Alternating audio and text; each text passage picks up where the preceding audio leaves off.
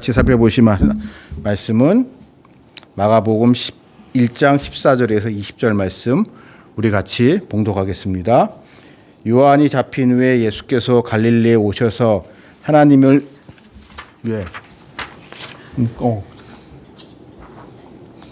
같이 하시겠습니다. 요한이 잡힌 후에 예수께서 갈릴리에 오셔서 하나님의 복음을 전파하여 이르시되 때가 찼고 하나님의 나라가 가까이 왔으니 회개하고 복음을 믿으라 하시더라. 갈릴리 해변으로 지나가시다가 시몬과 그의 형제 안드레가 바다에서 뭉 던지는 것을 보고 그들은 어부라. 예수께서 이르시되 나를 따라오라. 내가 너희로 사람을 낚는 어부가 되게 하리라 하시니 곧 그물을 버려두고 따르니라. 조금 더 가시다가 세베대의 아들 야고보와 그의 형제들이 있던데 보시니 그들도 배에 있어 이분을 근데 곧 부르시니 아버지 세베대를 품꾼과 함께 배에 버려두고 예수를 따라가니라. 아멘.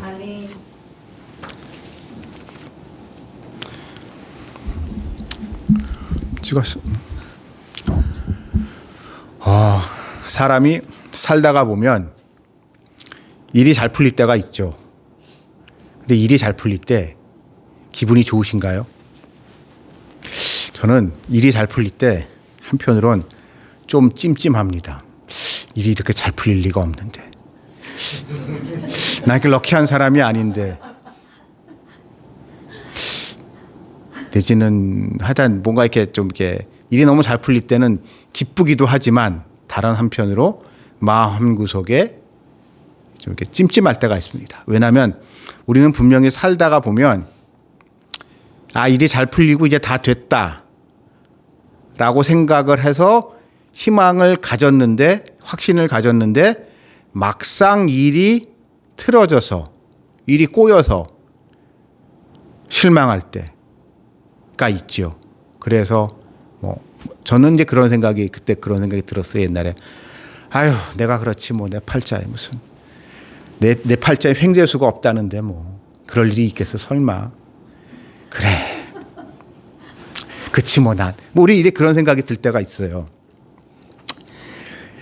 근데 이것은 어떻게 보면 우리가 삶에서 반복적으로 학습된 패배감 때문에 우리들은 그런 생각을 가질 때가 있습니다. 자, 근데 이스라엘 사람들 입장에서 한번 생각을 해봅시다. BC 536년 예루살렘이 함락되고 예루살렘 성전이 파괴된 다음에 그들은 70년간 바벨론 종살이를 살았습니다.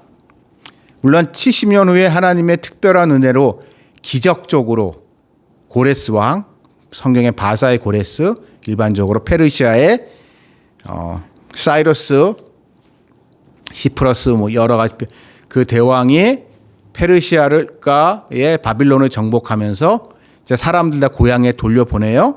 돌려보내면서 그 사람들이 각자 자기네 동네에서 자신들의 종교를 중심으로 자치권을 누릴 수 있게 해줬습니다. 그러고 한 500여 년의 세월이 지났어요. 그 사이에 많은 사건 사고가 있었지만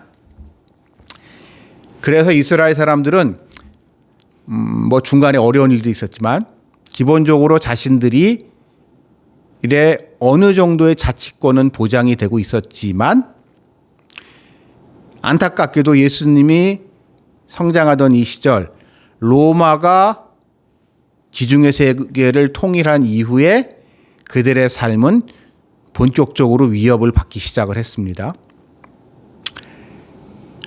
물론 표면적으로 로마 제국은 유대인들의 그런 종교적 특수성, 민족적 정체성을 존중해 준다고 하지만 그 부인할 수 없는 그런 문화적인 영향. 예를 들어서 여러분 제가 이제 흥미로운 연구를 하나 본 적이 있는데 구약에 요한이라는 이름이 등장을 하나요? 구약에 요한이라는 이름은 등장하지 않습니다. 요한이라는 이름 자체가요 전형적인 헬라식 이름이에요.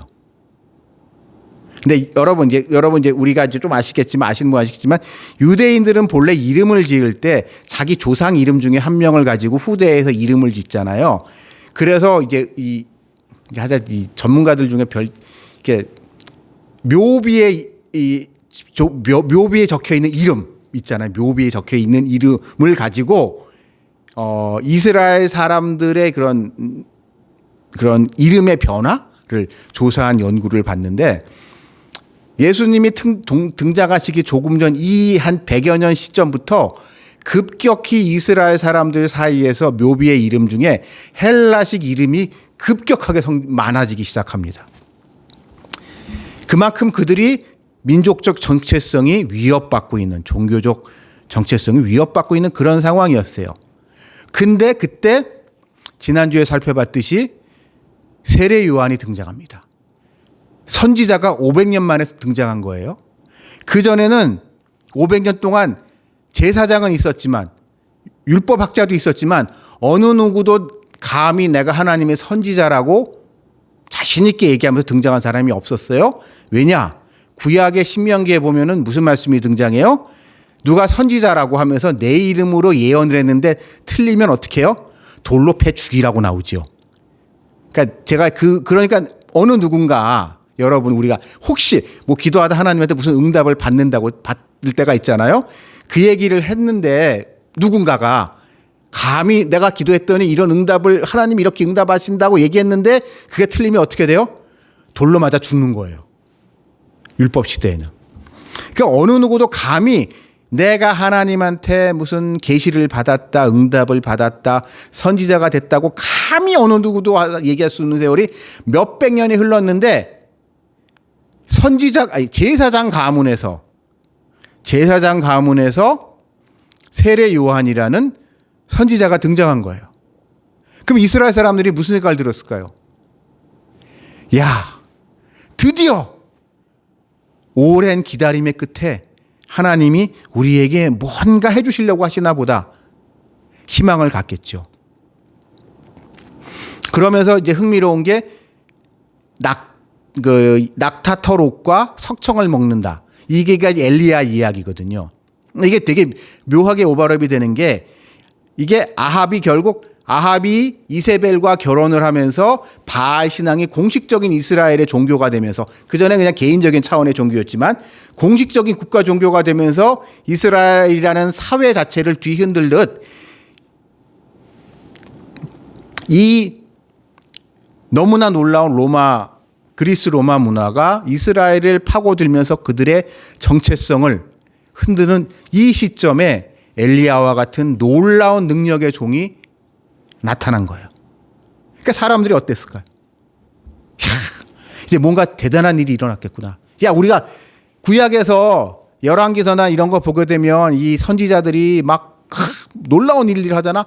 그런 일이 다시 우리한테 일어나가지고 우리가 다시 우리 민족에 다시 부흥할 수 있겠다, 재건할 수 있다, 중에 새날이 밝았다라고 사람들은 기뻐했을 겁니다. 근데 그 세례 요한이 어이없이 헤롯한테 붙들려 가요. 아주 어이없이. 그러니 그 시점에 사람들은 아마 그런 생각을 하지 않았을까 싶어요. 에이, 뭐 우리가 그렇지 뭐. 세례 요한이 하나님의 사람인 것 같기는 한데 그렇다고 우리 삶이 뭐가 얼마나 바뀌겠어 라고 하면서 사람들의 절망의 정도가 더 커졌을 겁니다. 특별히 오늘의 말씀의 무대가 되고 있는 갈릴리 지역은 그 정도가 더 심할 수밖에 없어요. 제가 몇 차례 설교에서 말씀드렸지만은 구약에는요, 갈릴리라는 단어 자체가 등장하지 않습니다. 갈릴리라는 단어 자체가 구약에 딱 한 번 등장해요. 시편에 딱 한 번 등장하는 거 빼놓고요. 갈릴리라는 단어 자체가 등장하지 않을 정도로 그 지역은 이스라엘의 역사에선 완전히 변두리 지역이었어요. 오히려 그 지역은 이방인들과 이스라엘 사람들이 만나는 지역이었고, 그래서 이스라엘 무대의 중심지가 아니었습니다. 근데 왜 갈릴리가 중요한가? 우리가 이걸 조금 이제 성경에 등장하지 않는데요. 이 성경 이전에 중간기 시절에 있었던 특이한 사건을 우리가 이해해야 됩니다. 막 이 로마가 등장하기 전에 그 지역 이제 팔레스타인 지역은 지금도 맨날 그 동네 치고받고 싸워. 거기 맨날 싸우는 동네예요. 거기는 항상 싸우는 동네야. 막 이렇게 치고받고 싸우다가 어떤 일이 있었냐면은요.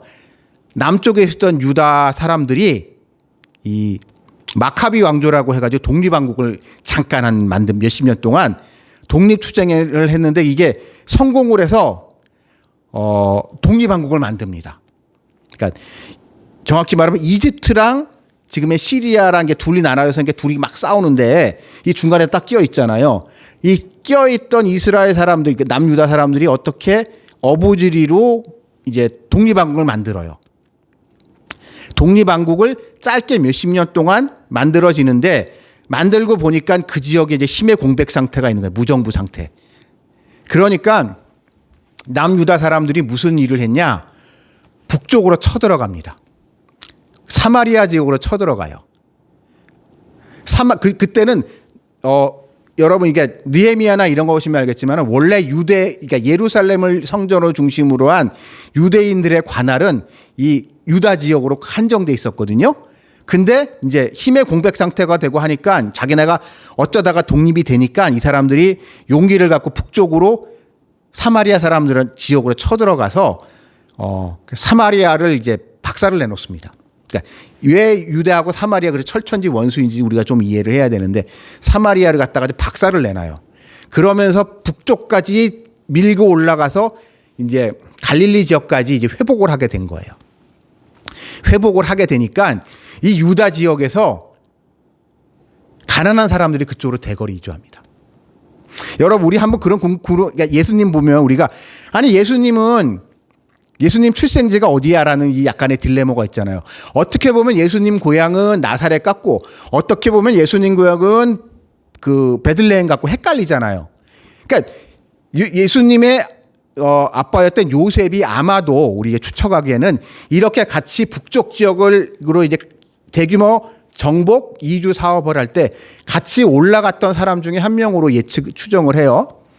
그래서 그 사람들은 거기에 정착을 해서 자리 잡을 때쯤 이제 로마가 그 지역을 이제 통치하게 된 거예요. 로마가 싹 다 정리를 하고 나니까 그냥 그 사이에 껴가지고 그 사람들이 거기에 자리를 잡기는 했지만 이방인들과 기본적으로 자기네 나라 땅이 아니기 때문에 자기 민족의 땅이 아니기 때문에 이방인들과 아주 이 미묘한 관계 속에서 보게 되면 이제 어느 마을은 유대인들이 사는 동네, 어느 동네는 이방인들이 사는 동네, 그 호수 주변에서도 그런 사람들과의 갈등 속에서 살아가고 있었던 사람들이란 말이죠. 그러니까 이 사람들은 그만큼 삶이 절박했던 사람들입니다. 예수님의 아버지 요셉도 한번 생각해 보십시오. 목수였다고 하잖아요. 여러분 나무를 다뤄보신 분은 알겠는데요. 우리가 지금 연장이 지금까지 좋은 이 세상에서도 이 나무를 다룬다는 건 되게 힘든 일입니다.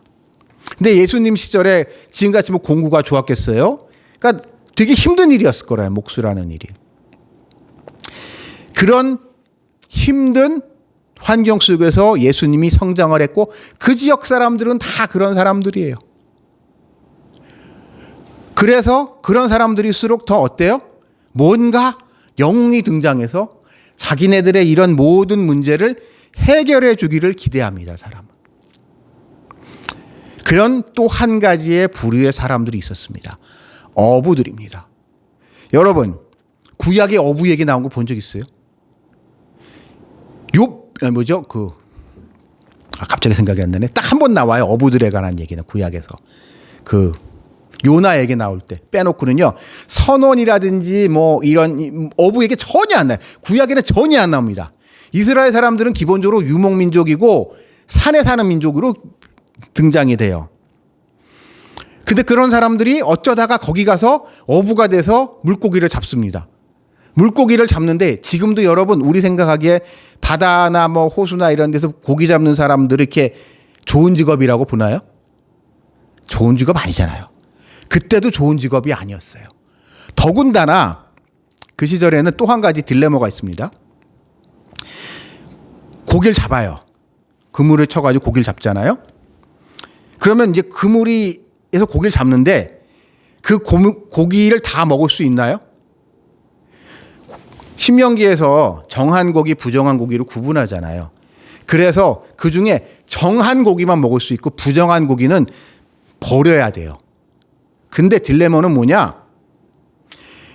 율법의 기준으로 봤을 때는요, 부정한 고기를 만지는 것 자체도 부정한 행위예요. 무슨 얘기인지 아시겠어요?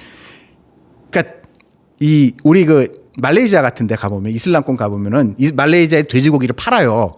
흥미로운 게 뭐냐면 큰 마트를 가잖아요. 대형 마트를 가게 되면 대부분은 이제 할랄 음식인데, 할랄이 음식 돼지고기나 술 같은 거 파는 코너가 여기 조그맣게 있어요.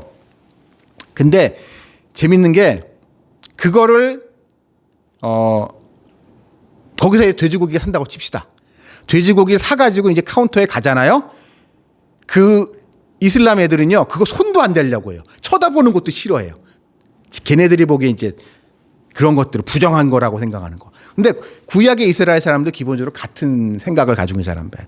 근데 이 사람들은 그러니까 웬만한 유대인이면은요, 그런 부정한 고기를 만질 수밖에 없는 이런 어부 같은 일은요, 안 하려고 해요. 그걸 왜 해? 우리 식으로는 백정 비슷한 처지인 거예요. 그런데 이 사람들이 얼마나 삶이 팍팍하면 정말 이거 아니면 굶어 죽지 않아서 이걸 하는 사람들이에요. 그러니까 이런 사람들일수록 더 세례 요한 얘기 같은 게 들렸을 때, 이제 뭔가 있겠구나. 뭔가 천지개벽이 있겠구나. 잃어버린 다윗의 그런 영광스러웠던 모습이 다시 재현이 되고, 우리나라가 이제 우리 유다가 다시 이제 강성한 대국이 되면 난 이제 더 이상 이런 천박하고 더러운 일 같은 건 안 해도 돼. 나도 이게 뭔가, 전에 얘기했나 모르겠지만 이런 상황에서요, 고대 사회에서 누가 영웅이 등장해서 이제 군대를 모으잖아요. 사람들이 서로 거기에 가려고 해요. 자기 인생에 있어 유일한 인생 역전의 기회이기 때문에. 전쟁터에 나가서 공을 세우는 거 빼놓고는 이 사람이 인생에 역전의 기회가 없어요. 가서 전쟁터 나가서 죽어도 원한이 없는 인생에 한 가질 일이 없어요.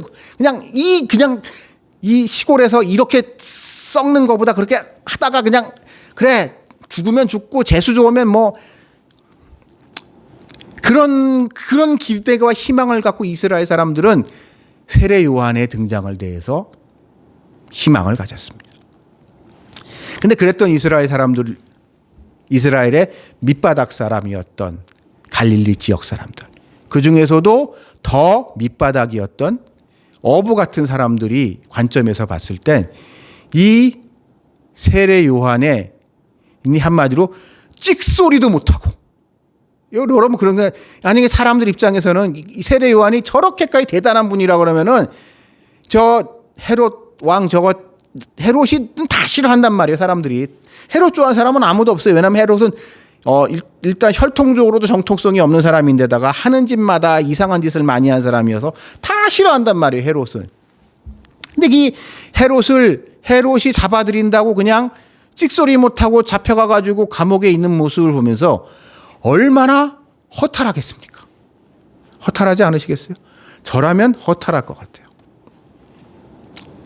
그래서 이럴 때 많은 사람들은요, 변절을 하게 됩니다. 여기서 포기하게 돼요. 제가 흥미롭게 한국 교회사에서 흥미로운 장면이 몇 가지가 있는데, 그 중에 한 가지가 뭐가 있냐면 8.15 해방 직후에부터 시작해서 일명 이제 해방 공간이라고 하는 이 공간에서 교회에서 한국에서 어떤 일이 일어났었나라는 거를 보면은 되게 그 흥미로운 게 되게 많은데, 자, 뭐 그 중에 되게 흥미로운 모습이 있는데 그 중에 한 가지 뭐가 있냐? 그 당시 이제 기독교가 북한 지역에 많았잖아요. 이북 지역에 많았어요. 그 사람들이 이제 8.15 해방 전엔 일본 놈들이 하도 못 살게 구니까 저 일본 놈들 하나님의 불심판이 있을 거다라고 하면서 했어요. 근데 일본이 진짜 원자폭탄 2개 맞고 이제 항복했단 말이에요. 그래서 그걸 보고서 이제 정말 도적같이 8.15 해방이 찾아왔을 때, 야, 하나님이 우리 이 간절한 기도에 응답을 해주셨구나. 정말로 우리가 정말 피눈물 흘리면서 외놈들 밑에서 우리 해방시켜달라 기도했더니 하나님이 우리의 기도에 응답을 해줬구나 라고 하면서 얼마나 감격했겠습니까? 근데 안타깝게도 조금 있다가 소련 공산당이 그 지역을 점령을 했단 말이에요. 그러면서 또다시 교회를 아주 교묘하게 핍박합니다. 그러니까 흥미로운 게 그 당시 소련의 정치 고문으로 와서 사실상 북한을 만든 사람이 정치장교 슈티코프라는 사람이거든요. 이 사람이요, 개인적으로는 김일성을 별로 좋아하지 않았어요. 그리고 그 사람은 끝까지 조만식 장로를 좋아했어요. 교회 사람들 되게 품으려고 했어요.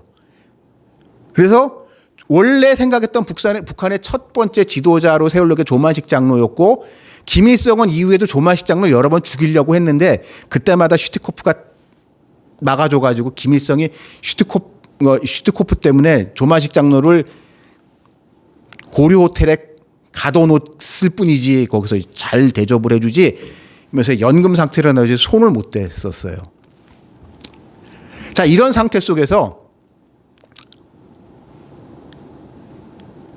기독교인들이 어떤 반응을 보였을까요?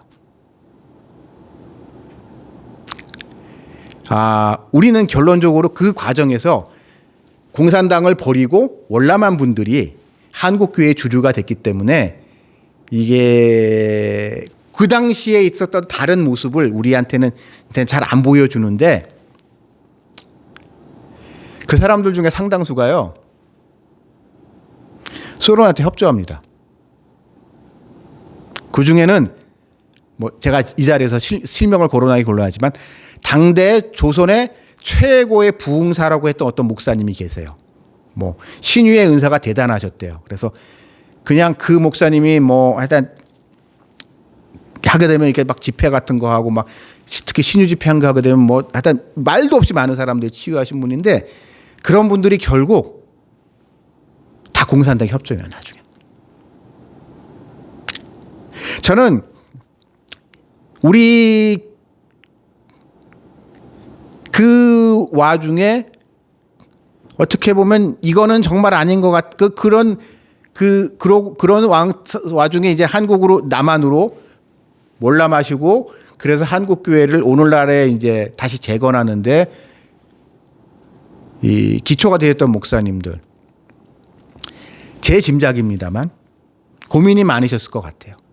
왜냐하면 지금 우리가 결론을 알고 있지만은 그때는요, 해방 직후의 상황을 보게 되면 솔직히 소련 쪽이 더 셌거든. 소련 쪽이 더 셌어요. 공산당이 훨씬 셌어요. 그러니까 냉정하게. 사람들이 그쪽 사람들을 더 좋아해. 다 같이 잘 살자는데, 다 같이 그냥 골고루, 너나 없이 골고루 잘 살자는데 얼마나 좋아요. 그러니까 사람들이 그쪽으로 많이 넘어가고. 소련은 북한을 어떻게 해서든 공산화하려고 하는데 미군은 가능하면 발 빼려고 하고. 여기 어쩌다가 들어왔는데 골치 아파. 빨리 그냥 남한에 그냥 정부 하나 생기고 그냥 미군 빨리 해가지고 미군 철수해서 빨리 손 털고 나갔잖아요. 미국은 어떻게든 빨리 여기서 손 떼고 나가고 싶어하는 상황이었어요. 이런 상황 속에서 저라도 고민이 많았을 것 같아요. 근데 우리는 결론을 알고 있습니다. 이 시기를 겪고 난 다음에, 물론 6.25라는 동족상전의 비극이 있었지만 어떠한 일이 한국교회에 일어나게 되고, 그것을 통하여 여러분과 저가 하나님을 믿게 됐고, 다른 나라 사람들이 신기해하는, 아니 너희 나라는 선교사가 가서 뭘 어떻게 했길래 기독교가 너희 나라의 주유 종교가 됐냐고 이야기하는 희한한 나라가 됐단 말이에요, 우리나라는. 이렇게 제가 이 부분을, 그러한 이스라엘 사람들의 역사와 우리의 역사를 비교하면서 이 예수님과 예수님을 바라보는 사람들의 마음, 오늘 이 말씀에 등장하는 베드로 형제, 그 다음에 야고보와 요한 형제들, 이 사람들의 갈릴리의 어부들, 갈릴리의 이 고기를 잡는 사람들의 마음을 생각을 해보게 됩니다. 여러분, 제가 이러한 말씀, 그러니까 우리가 그 생각이 듭니다. 베드로나 이 요한이나 이런 사람들이 예수님을 왜 따랐을까요? 여러 가지 이유가 있지만 그만큼 절박했기 때문이 아닐까요? 희망이 컸던 만큼 더 크게 실망하고 좌절했고, 그러나 그들의 상황이 실망하고 좌절한다고 해서 넋놓고 있을 수 있는 상황은 아니었고, 뭐라도 해야지라고 하는 그러한 절박함 속에 그들은 놓여 있었고, 그때 예수님이 나타나신 겁니다. 그러면서 그들에게 나를 따르라고 말씀하고 계셨고, 그 주님의 부르심에 그들은 나섰습니다. 그리고 오늘날 우리가 알고 있는 것과 같은 놀라운 믿음의 선배로서 사도라는 영광스러운 자리에 그들은 올라갔습니다. 저는 이 모습을 오늘날의 우리 모습 속에서 한번 생각을 해봅니다. 여러분, 우리 절망할 때 많죠. 여러분 실망하실 때도 많을 겁니다. 그만큼 여러분의 꿈이 컸기 때문에. 하지만 그때 여러분들은 어떻게 하시나요?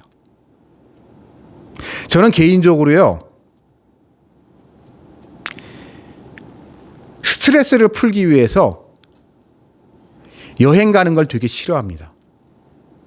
왜냐하면 내가 여행을 간다고 해서 나에게 스트레스를 주고 있는 그 문제는 해결되지 않거든요. 그 문제가 해결되기 전에는 나에게 스트레스를 주고 있는 그것이 그 문제가 해결되기 전에는 잠시 잊을 뿐이에요. 술을 먹어도 마찬가지고요. 게임을 해도 마찬가지예요. 결국 그 문제가 해결이 돼야 돼요. 그 문제가 해결이 돼야지 그 스트레스로부터 해방될 수 있는 거예요. 그러면 우리가 그 스트레스를 풀 수 있는 최선이 과연 무엇일까요? 우리는 무언가 해야 됩니다. 여러분,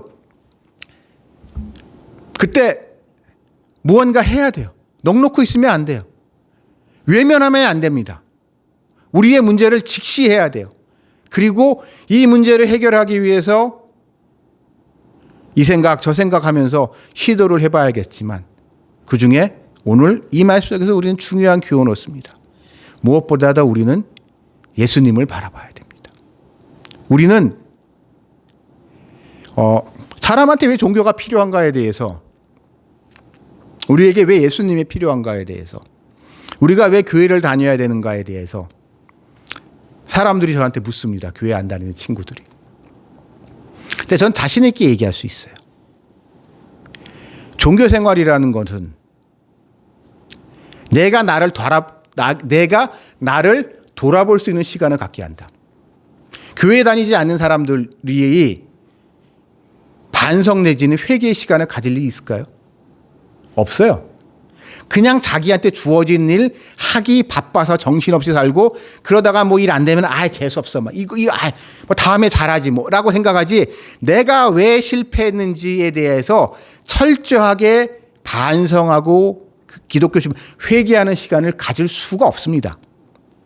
교회 다니는 사람들, 그러니까 종교 생활을 하는 사람들, 그중에서도 특별히 기독교 교회를 다니는 사람들은 그런 시간을 가질 수 있는 게 일주일에 한 번은 돼요, 최소한.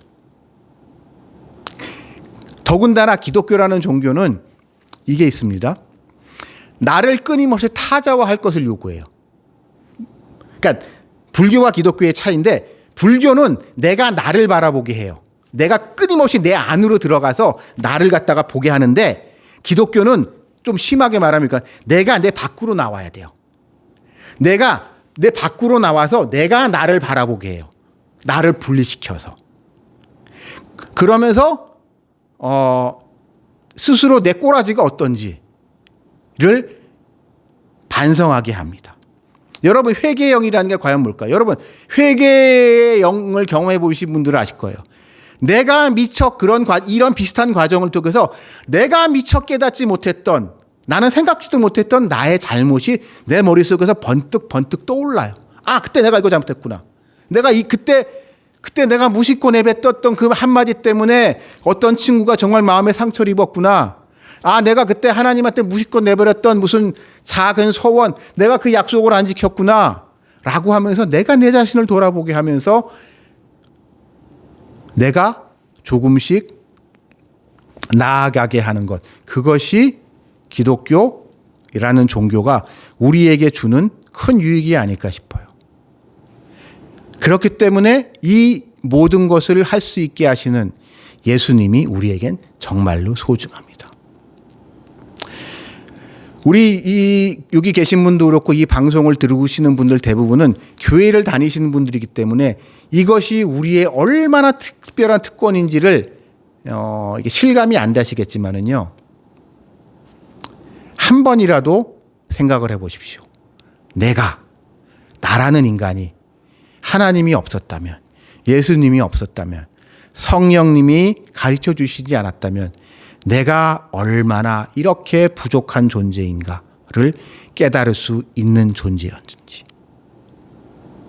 그렇기 때문에 저는 이런 하나님의 사랑에 감사하면서 이 앞으로 여러분들도 좌절하실 일 있으실 거예요. 좌절하지 않으면 이상한 겁니다. 좌절은 당연한 거지만은요. 좌절하실수록 좌절의 크기가 크면 클수록 하나님 앞에 나를 내려놓고 나를 돌아볼 수 있는 그런 시간이 되시기를 주님의 이름으로 기원합니다. 같이 기도드리시겠습니다.